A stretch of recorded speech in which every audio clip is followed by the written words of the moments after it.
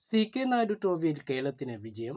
ജമ്മു കാശ്മീരിനെതിരെ നടന്ന മത്സരത്തിൽ 88 റൺസിനായിരുന്നു കേരളത്തിന്റെ ജയം. കേരളം ഉയർത്തിയ 260 റൺസിന്റെ വിജയലക്ഷ്യം മറികടക്കാനിറങ്ങിയ ജമ്മു കാശ്മീർ 171 റൺസിൽ ഓൾ ഔട്ട് ആകുകയായിരുന്നു. ആദ്യ ഇന്നിംഗ്സിൽ കേരളം 165 റൺസും ജമ്മു കാശ്മീർ 174 റൺസുമാണ് നേടിയത്. ഒന്നാം ഇന്നിംഗ്സിൽ ജമ്മു കാശ്മീരിനോട് ലീഡ് വഴങ്ങിയ കേരളം രണ്ടാം ഇന്നിംഗ്സിൽ വമ്പൻ തിരിച്ചുവരവ് നടത്തിയാണ് വിജയിച്ചത്.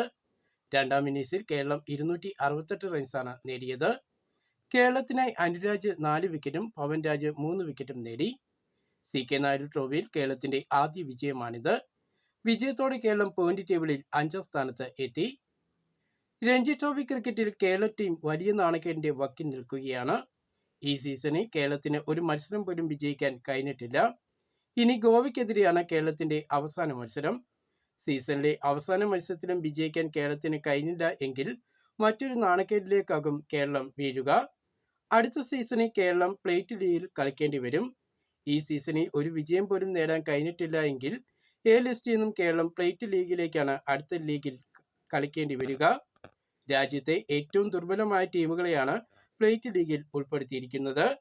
ഈ ഒരു നാണക്കേടിൽ നിന്നും കേരളത്തിന് കരകയറണമെങ്കിൽ അവസാന മത്സരത്തിൽ ഗോവയ്ക്കെതിരെ വിജയം അനിവാര്യമാണ്.